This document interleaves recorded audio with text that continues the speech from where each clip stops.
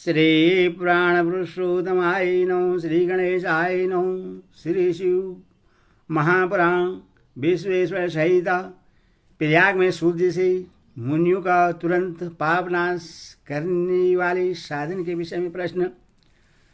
जो आदि और अनंत में तथा मध्य में भी नित्य मंगलमय हैं, जिनकी समानता अथवा तुलना कहीं भी नहीं है, जो आत्मा के स्वरूप को प्रकाशित करने वाले देवता परमात्मा हैं, जिनके 5 मुख हैं और जो खेल खेल में अन्यास जगत की रचना पालन और सहार तथा अनुग्रह एवं तिरोभाव रूप 5 प्रबल कर्म करते रहते हैं, उन श्रेष्ठ अजर अमर ईश्वर अंबिकापति भगवान शंकर का मैं मन ही मन चिंतन करता हूँ। व्यास जी कहते हैं, जो धर्म का महान क्षेत्र है और जहाँ गंगा यमुना का संगम हुआ है, उस परम पुण्यमय प्रयाग में जो ब्रह्मलोक का मार्ग है, सत्यव्रत में तत्पर रहने वाले महातेजस्वी महाभाग महात्मा मुनियों ने एक विशाल ज्ञान यज्ञ का आयोजन किया।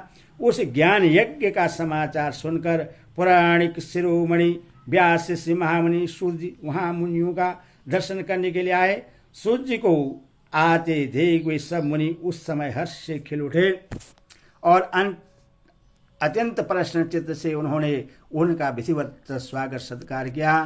तत्पश्चात उन प्रश्न महात्माओं ने उनकी विधिवत स्तुति करके विनय पूर्वक हाथ जोड़कर उनसे इस प्रकार कहा, सर्वज्ञ विद्वान रोमहर्षण जी, आपका भाग्य बड़ा भारी है। इसी से आपने व्यास जी के मुख से अपनी प्रसन्नता के लिए ही संपूर्ण प्राण विद्या प्राप्त की, इसीलिए आप आश्चर्य स्वरूप कथाओं के भंडार हैं। ठीक उसी तरह जैसे रत्नाकर समुद्र बड़े बड़े सारभूत रत्नों का आगार है, तीनों लोकों में भूत वर्तमान और भविष्य तथा और भी जो कोई वस्तु है वह आपसे अज्ञात नहीं है। आप हमारे सौभाग्य से इस यज्ञ का दर्शन करने के लिए यहाँ पधार गए हैं और इसी व्यास से हमारा कुछ कल्याण करने वाले हैं, क्योंकि आपका आगमन निरर्थक नहीं हो सकता। हमने पहले भी आपसे शुभाशुभ तत्व का पूरा वर्णन सुना है, किंतु उससे तृप्ति नहीं होती। हमें उससे सुनने की बारंबार इच्छा होती है। उत्तम बुद्धि वाले सूर्य, इस समय हमें एक ही बात सुननी है। यदि आपका अनुग्रह हो तो गोपनीय होने पर भी आप उस विषय का वर्णन करें।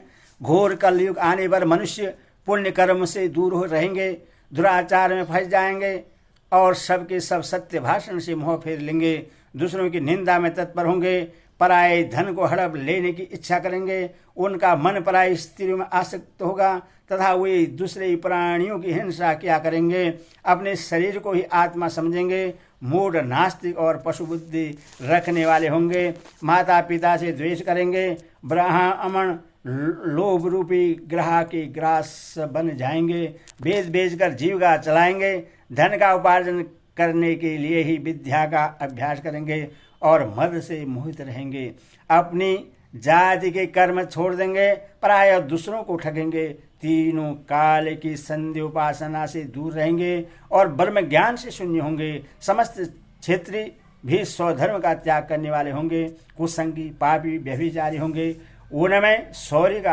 अभाव होगा, वो कुशित चौर्य कर्म से जीविका चलाएंगे, शूद्रों का सावर्ताव करेंगे और उनका चित्त काम का किंकर बनना रहेगा, वैश्य संस्कार भ्रष्ट स्वधर्म त्यागी कुमार्गी धनुपार्जन परायण तथा नाव तोल में अपनी कुशित वृत्ति का परिचय देने वाले होंगे।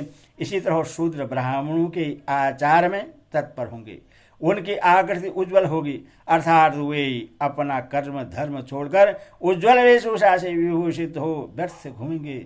वे स्वभावतः ही अपने धर्म का त्याग करने वाले होंगे, उनके विचार धर्म के प्रतिकूल होंगे, वे कुटिल और द्विज निंदक होंगे। यदि धनी हुए तो कुकर्म में लग जाएंगे, विद्वान हुए तो वाद विवाद करने वाले होंगे, अपने को कुलीन मानकर चारों वर्णों के साथ वैवाहिक संबंध स्थापित करेंगे, समस्त वर्णों को अपने संपर्क से भ्रष्ट करेंगे।